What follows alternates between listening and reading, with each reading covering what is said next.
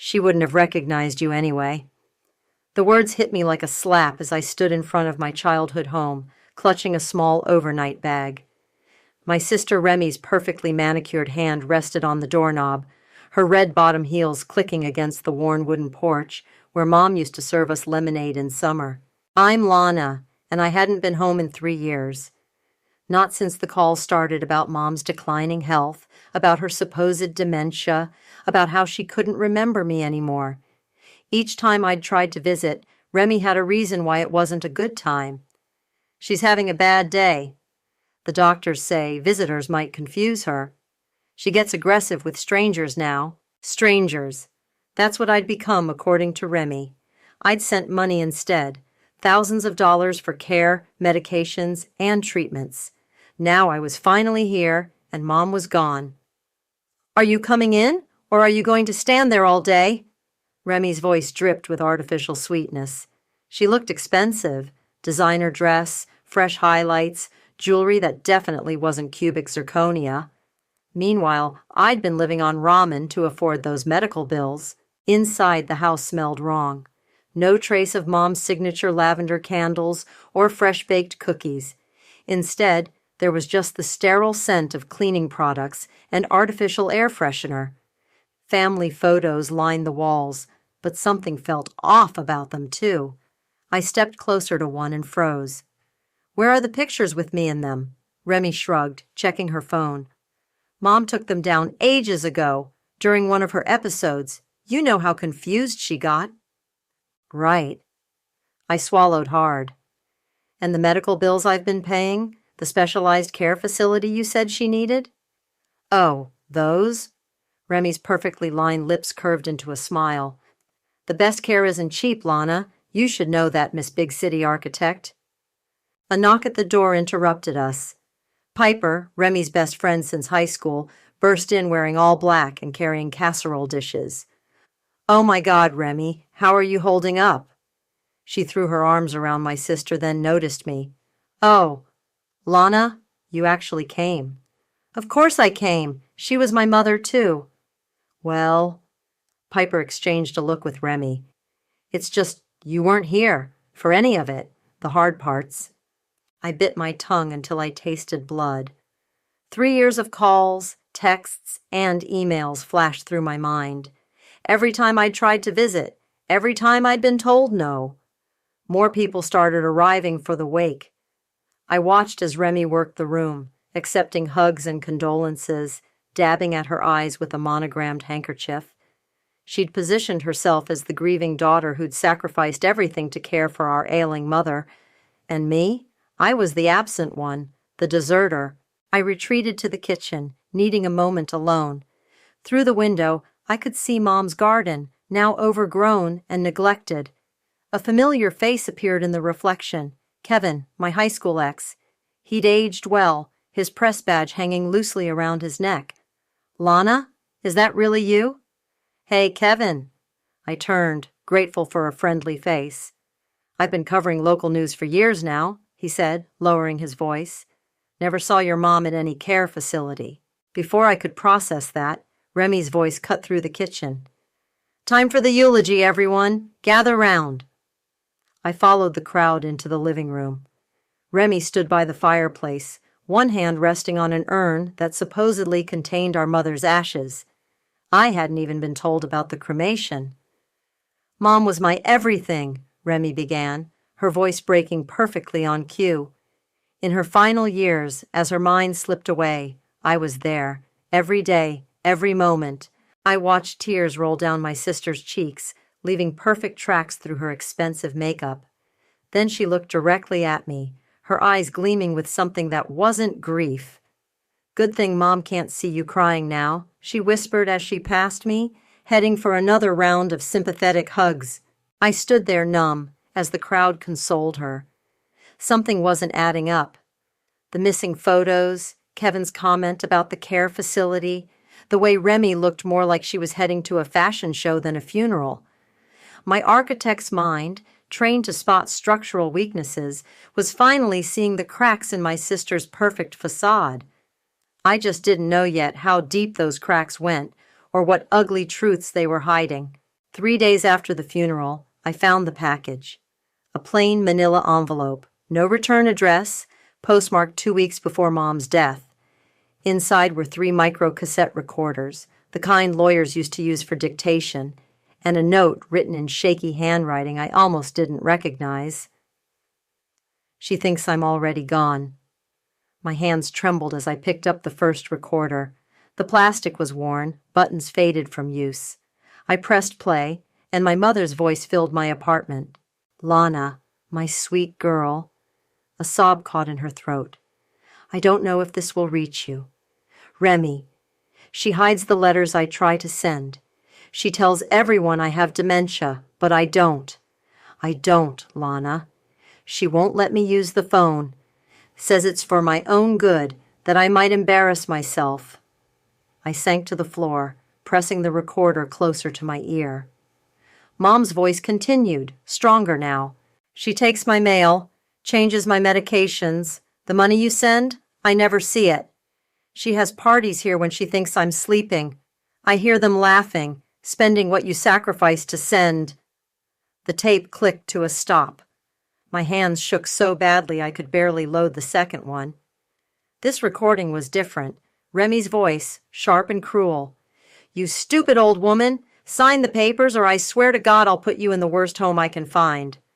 "Please," Mom begged. "I just want to talk to Lana. Lana doesn't care about you. She left. I'm the only one who stayed, who deals with your pathetic—" I yanked out my phone, dialing Kevin's number.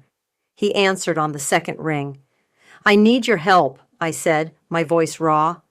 "You said you never saw Mom in any care facility. How sure are you?" 100%.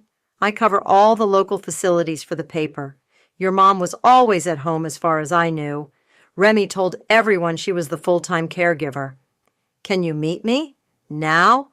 "The diner on 5th, 20 minutes. I grabbed the tapes in my laptop, trying to steady my breathing. At the diner, Kevin was already in a corner booth, 2 coffees waiting. His face tightened when he saw mine. "You look like you've seen a ghost." "I have." I set the recorders on the table. My mother's. I played snippets for him, watching his reporter's instincts kick in.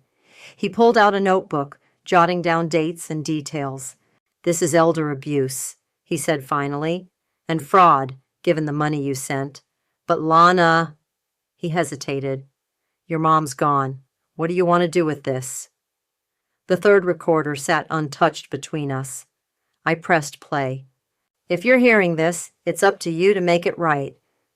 Mom's voice was clearer, determined. "I've kept records, hidden in the old recipe box in the attic. Bank statements, letters I tried to send, prescriptions Remy changed. She thinks she's won, but she forgot one thing." A soft laugh. "I raised you both. And you, Lana, you always saw through lies." Kevin reached across the table, squeezing my hand. "I can help you investigate, properly, legally. But are you sure you want to go down this road?" I thought of Remy at the funeral, dripping in diamonds bought with my blood money. Of Mom, alone and trapped in her own home, recording these messages in secret. "Mom didn't have dementia," I said. "She had a parasite, and I'm going to expose every single thing it ate. We'll need proof beyond the tapes, financial records, witnesses." "Piper," I said suddenly. "Remy tells Piper everything. And did you see her face at the funeral, when Remy was giving that fake eulogy? She knows something. I'll pull property records, bank statements if I can get them. But Lana—" Kevin leaned forward.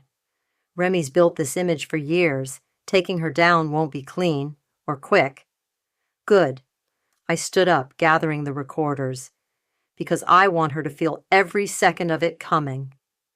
Walking home, I played the last few seconds of Mom's final recording again. "I'm sorry I couldn't fight harder. Sorry I let her separate us. But you're stronger than I was, Lana. Strong enough to finish what I started." I looked up at the stars, the same ones Mom and I used to count on summer nights before Remy poisoned everything. "I'll make it right, Mom. I promise." The recipe box was waiting, And somewhere in those papers was the ammunition I needed to destroy the castle of lies my sister had built on our mother's grave. The post-funeral luncheon was Remy's idea, of course. She'd rented out the fanciest restaurant in town, the kind of place that served tiny portions on massive plates. I watched her hold court at the center table, showing off her new Cartier watch to a group of admirers. "Mom always said I deserved to live a little," she announced, loud enough for everyone to hear. After all those years of caregiving, she wanted me to enjoy myself. I approached her table, playing the part of the contrite sister. "Beautiful watch, Remy. Must have cost a fortune." "Oh, this?" She twisted it on her wrist. "Just a little something I treated myself to. Speaking of which, I'm planning a trip to the Maldives next month. Mom would have wanted me to see the world." "Really?" I sipped my water. "How much were those medical bills again? The ones I sent money for?" Something flashed in her eyes, sharp, dangerous, before her smile returned. "Mom wanted me to have nice things, Lana. She understood sacrifice, unlike some people." Piper appeared at Remy's elbow, practically vibrating with nervous energy. "The travel agent called about your villa booking," she said, then noticed me. "Oh, I didn't mean to interrupt." "No interruption," I said smoothly. "I'd love to hear about the villa. Sounds expensive." "I earned it," Remy snapped, then caught herself. "I mean, after everything with Mom's condition, the sleepless nights, the confusion." "The dementia must have been awful," I pressed. "All those doctor's visits." "Countless," Remy said quickly. "The specialists alone." "Funny," I said. "I called every neurologist in 50 miles. None had Mom as a patient." The color drained from Remy's face. Before she could respond, I turned and walked away, counting steps until I reached the restaurant's back exit. Kevin was waiting in the alley, exactly as planned. "Did you get it?" I asked. He held up his phone. "Every word, and the watch is clearly visible in the frame. We can match it to purchase records once we get the bank statements." "How's that coming along?" "Your mom's old account records are interesting." He scrolled through his notes. "Large withdrawals, always in cash, right after your transfers came in. And get this, Remy opened 3 new credit cards in your mom's name last year." My stomach churned. "Identity theft, too?" "Among other things. But we need more. Personal testimony would help, someone close to the situation." I glanced back at the restaurant. "Piper's cracking. Did you see her face when Remy mentioned the villa? She knows something." "Be careful," Kevin warned. "Piper's been Remy's best friend since high school. She won't turn easily." "She already is turning. Look." Through the window we could see Piper at the bar, downing what looked like her 3rd martini. Her hands were shaking. "I'm going back in," I said. "Keep your phone ready." Inside, I slid onto the bar stool next to Piper. "Rough day?" She jumped, nearly spilling her drink. "Oh God, Lana, you startled me." "Sorry, you seem like you could use some company." She glanced around frantically. "Remy wouldn't like me talking to you." "Remy's not your keeper, Piper, unless—" I leaned in. "Unless she has something on you, too?" Piper's glass clattered against the bar. "I don't know what you mean." "I think you do. All those nights at the house, while Mom was confused upstairs. What did you really see?" "Nothing! Tears welled in her eyes. "Remy said it was for your mom's own good. The locked doors, the medication changes. She said your mom was dangerous to herself." "And you believed her?" "She was so convincing." Piper's voice dropped to a whisper. "But sometimes, late at night, I'd hear your mom crying. Remy would say things like, 'dealing with the old hag,' and 'she's not dead, but she might as well be.' I should have done something. You can do something now." "She'll destroy me," Piper choked out. "You don't know what she's capable of." "Actually," I said, "I do. And soon everyone else will too." I left Piper at the bar and found Kevin by the coat check. "Tell me you got that." He nodded, holding up his phone. "Every word. But Lana, what's your endgame here? What's the plan? I watched Remy through the doorway, still bragging about her upcoming travels. The funeral reception. She'll want to give another performance, another tearful speech about her sacrifices, and that's when everyone will hear Mom's voice telling the real story. That's risky, Kevin said. Very public. Good. I smiled, feeling the weight of Mom's last tape recorder in my purse. Public is exactly what this needs to be. Frank's law office hadn't changed in 20 years. Same wood paneling, same coffee-stained carpet, same smell of old papers and leather chairs. I perched on the edge of a seat, clutching a photo album I'd carefully assembled. I just want to honor Mom's memory properly, I said, letting my voice crack. Maybe you have some old documents I could include? Letters, cards, anything really. Frank adjusted his reading glasses, sympathy etched on his weathered face. Of course. Though Remy brought in revised documents a few weeks before your mother's passing, said your mother wanted to update everything. May I see them? He hesitated. Well, as the executor... Please? I opened the album, showing carefully selected photos. It's all I have left of her. Frank sighed, then pulled out a thick folder. Just don't tell your sister I showed you these. I flipped through the papers, my architect's eye catching the inconsistencies immediately. Mom's signature on the recent documents was shaky, uncertain, nothing like her usual flowing script on older papers. When exactly did Remy bring these in? 3 weeks before. He cleared his throat. She said your mother was having a lucid day. And you witnessed the signing? Well, no. Remy brought them in already signed, with a notary's seal. I took photos with my phone while pretending to arrange papers for the album. Do you still have copies of the original will, from before? More shuffling, another folder. The contrast was stark. Mom's real signature versus the forged one. I photographed everything, hands steady despite my racing heart. Thank you, Frank. This means so much. Outside, Kevin was waiting in his car. Got what we need? I showed him the photos. Forged signatures, backdated documents, but we need the original will. Already on it. He pulled out a slip of paper. Your mom's bank records show she accessed her safety deposit box 2 days before Remy brought in those new documents. Want to bet what's inside? The bank manager remembered me from high school. After verifying my ID and executor status, she led us to the vault. The box held exactly what we needed. Mom's original will, naming both daughters as equal inheritors. Look at this, Kevin said, pointing to the corner. Notarized by Judge Wilson himself. No way Remy can claim this isn't legitimate. There's more. I pulled out bank statements, handwritten notes, a log of dates and times. Mom had documented everything. Back in Kevin's car, we spread out the evidence.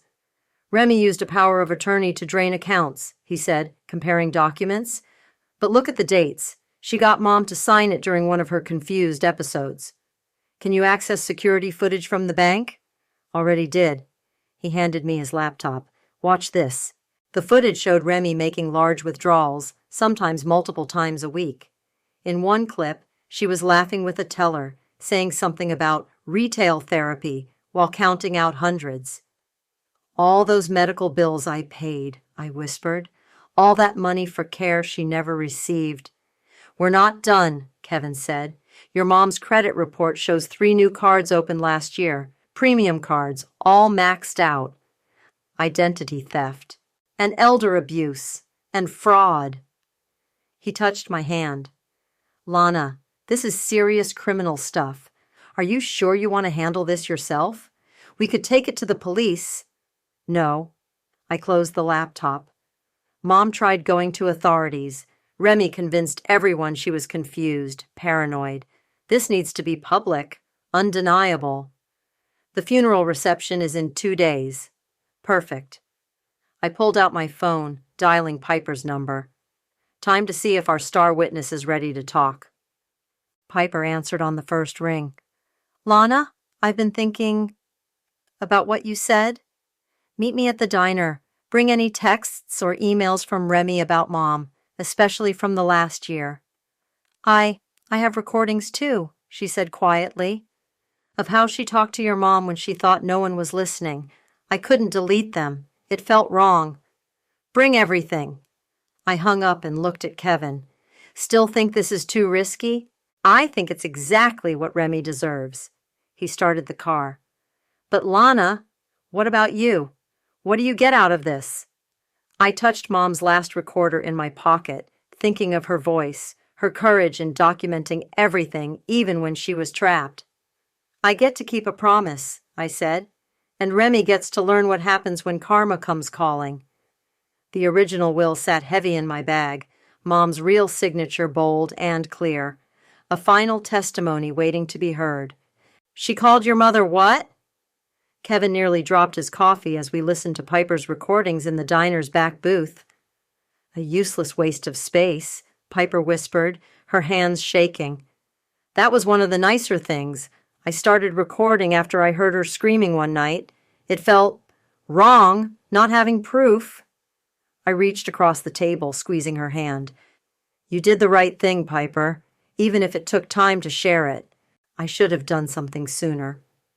Tears spilled down her cheeks. But Remy, she has this way of making everything sound reasonable, like she's the victim.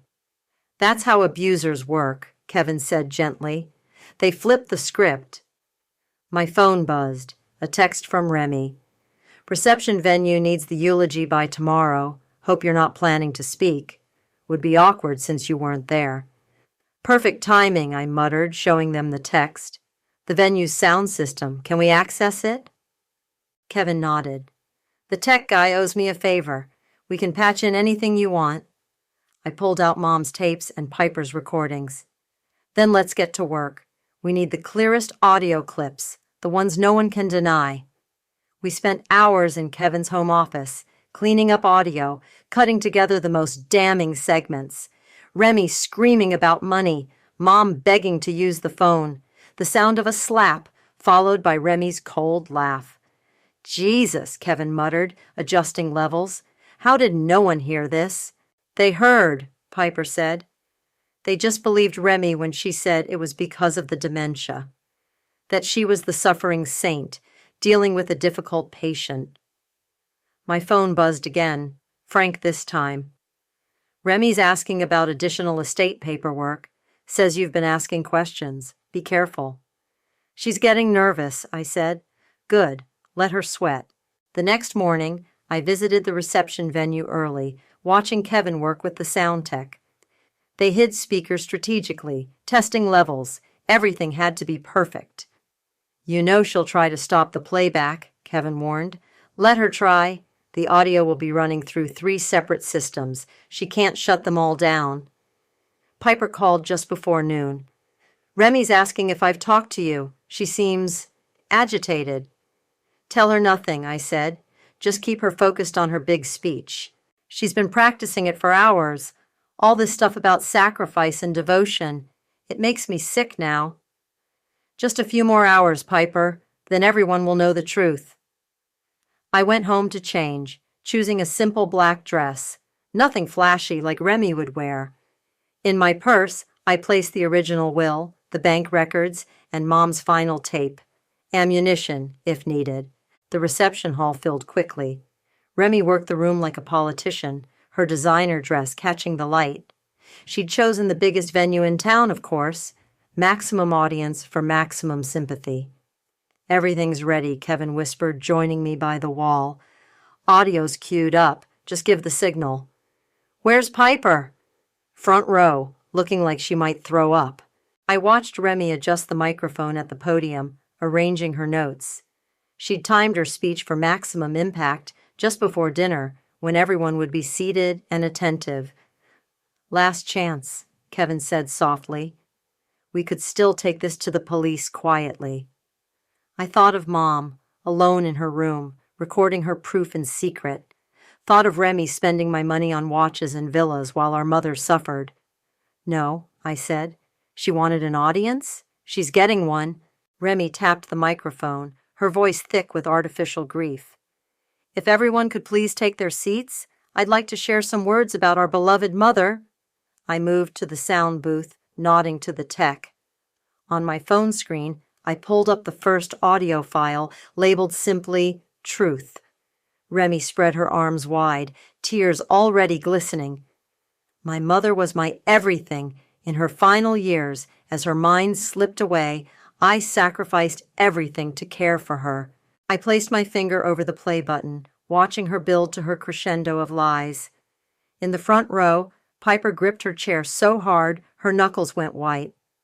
And though it was difficult, Remy continued, voice breaking perfectly, I never complained, never wavered in my devotion. Ready? Kevin whispered. I thought of Mom's last words on tape. Make it right. Ready, I said, and pressed play. The audio crackled through the speakers, cutting off Remy's practiced speech. Mom's voice clear and desperate. Please, I just want to call Lana. Shut up, you stupid woman, Remy's recorded voice snarled. You're useless. Maybe you should just die already so I can have peace. The sound of breaking glass. A whimper. Remy froze at the podium, her mouth hanging open. She lunged for the microphone. There must be some mistake. Another clip started. Sign these papers, or I swear I'll lock you in your room for a week. Remy's voice again, followed by Mom's quiet sobs. Turn it off, Remy screamed, but her voice was drowned out by the recordings. The money Lana sends? That's mine now. You don't deserve care after how you raised her to abandon me. The audience sat in stunned silence. Frank stood up, his legal papers clutched in his hands. Piper was openly crying. This is fake. Remy stumbled away from the podium. She was sick, confused. You don't understand. I stepped into the light, holding up Mom's last recorder. Should we play more, Remy? Maybe the part where you forged her signature, or when you maxed out the credit cards you opened in her name. You bitch! She lunged at me, but Kevin stepped between us. She was senile. Everyone knows that. Actually, Frank's voice cut through the chaos, I have Mrs. Matthews's medical records right here. No diagnosis of dementia. Ever. The room erupted. People stood up, pointing, shouting. Someone called the police. You weren't there, Remy screamed at me. You left. I deserved everything I got. Including this? I held up my phone, showing bank transfers. The money I sent for her care? $30,000, Remy. Where did it go? The Cartier watch, Piper said suddenly, standing up. The Maldives villa. The designer clothes. She turned to Remy. I helped you hide it all. God forgive me, I helped you.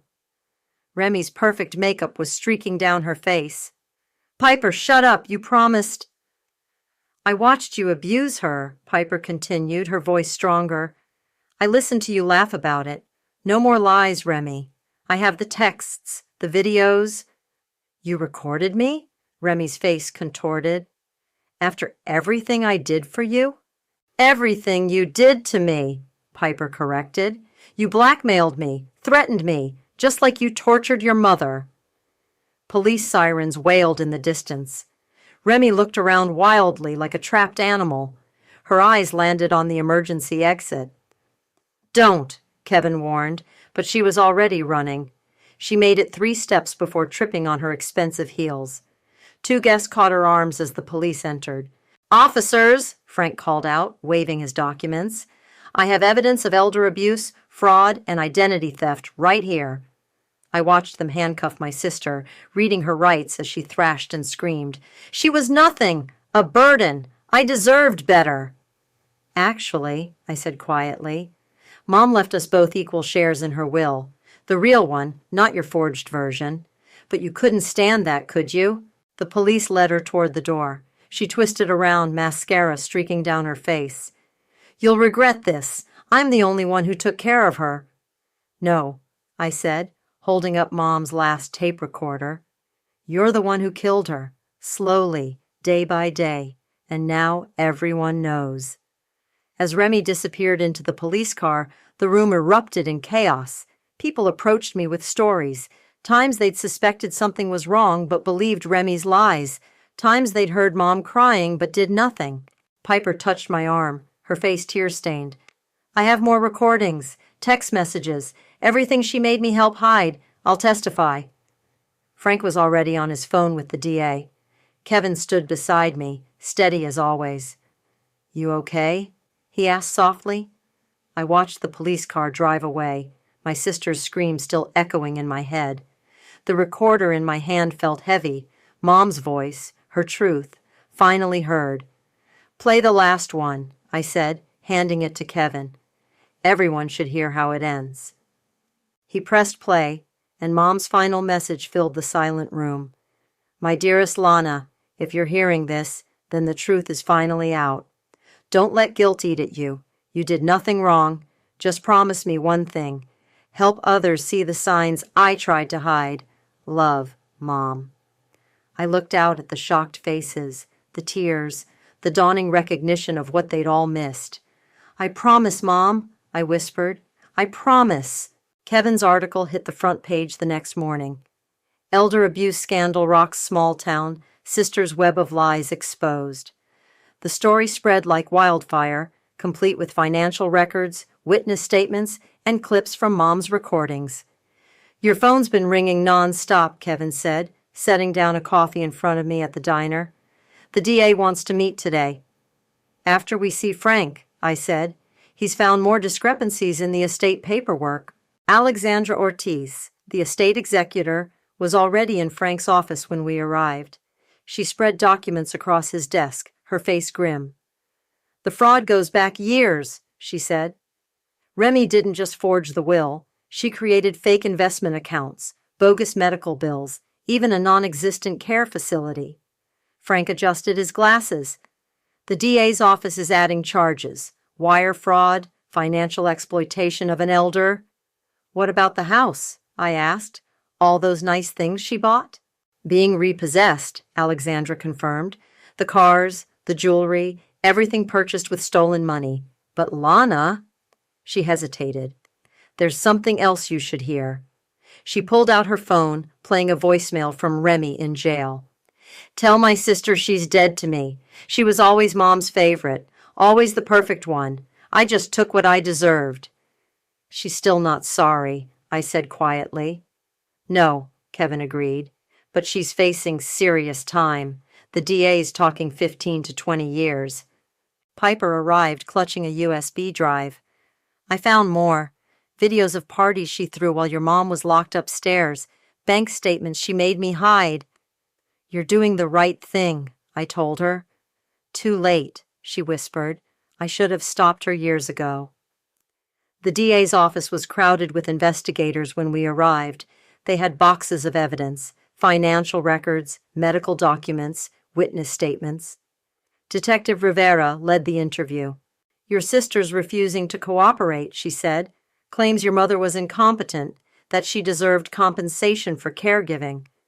"Play her this," I said, pulling out a recorder I hadn't shared yet.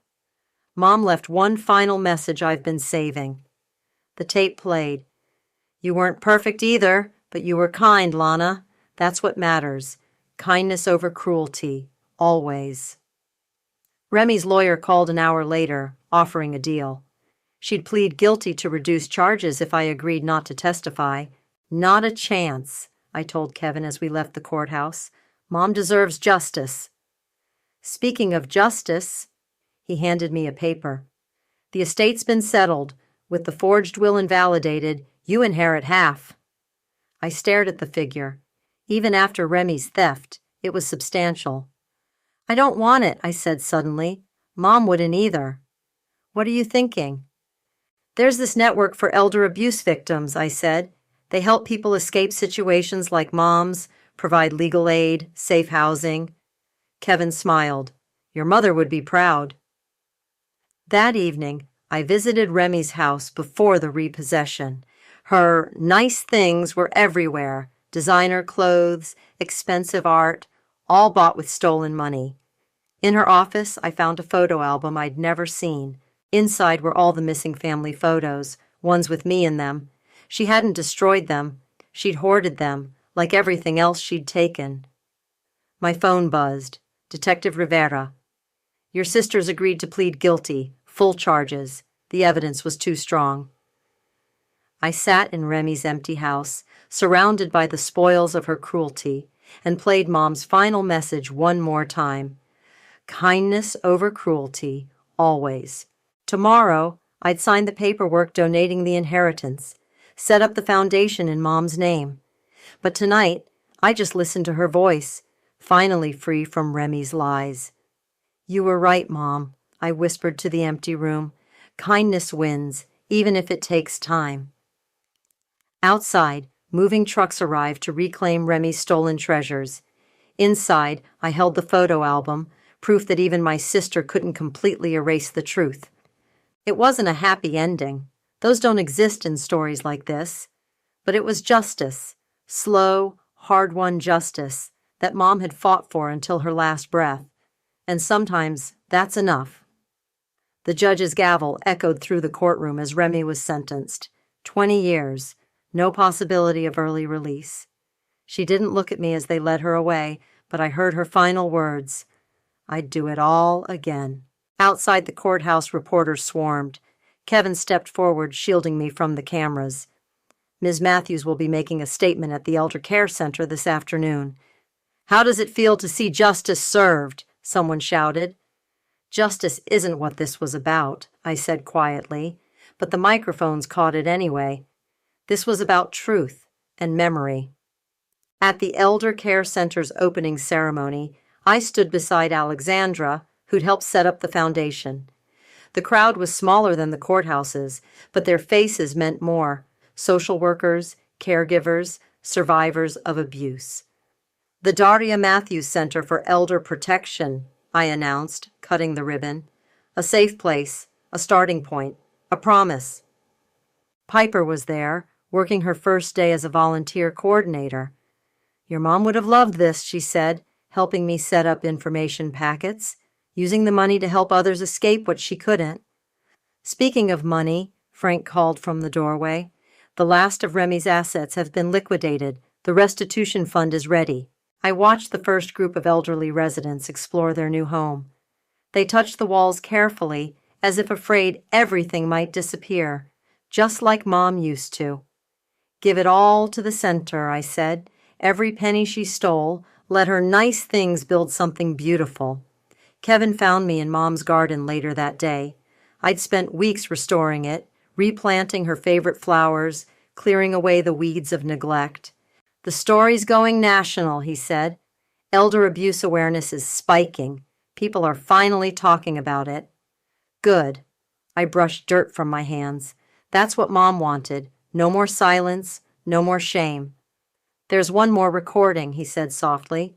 The police found it in Remy's things. Your mom made it the day before she died. My hands shook as I took the small recorder. Mom's voice was weak but clear. My dearest Lana, by now the truth is out. Don't carry guilt for what Remy did. Don't let her actions poison your heart like they poisoned hers. I chose to document everything not for revenge, but for justice. There's a difference. Remember that. I planted the last lavender bush, Mom's favorite, as the sunset painted the garden gold. Kevin waited patiently, understanding the need for silence. I've been keeping one of the recordings, I finally said. Haven't played it since the funeral. Why not? Because it's not evidence. It's just Mom, telling me she loves me, that she never forgot me, never believed Remy's lies. That's worth more than any evidence. I pulled out my phone, deleting the audio files one by one. The proof, the pain, the carefully gathered ammunition, all gone, except that last message. No more weapons, I said. Just memories now. Inside the Elder Care Center, a resident was playing piano. Others gathered around, sharing stories, building new connections. Through the window, I could see Piper leading an art therapy session, her face bright with purpose. You know what Mom used to say about gardens? I asked Kevin. That you can't grow flowers in poisoned soil. You have to clear it out, start fresh, plant something new. He took my hand, understanding. And what are you planting? I looked at the center, at the garden, at the last rays of sun catching the windows. Hope, I said, one seed at a time. That night, I sat alone in Mom's garden, playing her final message one last time. Not for evidence, not for justice, but just to hear her voice under the same stars we used to count together. "Forgive me, avenge me," she'd said. I touched the lavender, its scent rising sweet and strong in the evening air. "I did both, Mom. I did both." The lights of the Elder Care Center glowed warmly behind me, full of new beginnings. Inside, people were healing, connecting, breaking free from their own ramus. Outside, in this garden Mom had loved, her memory grew stronger than any prison bars or poisoned lies. Some would call it karma, others, justice. But sitting there, surrounded by the flowers Mom taught me to plant, I called it peace. Hard-won, bittersweet, but peace nonetheless. And somewhere I knew Mom was smiling.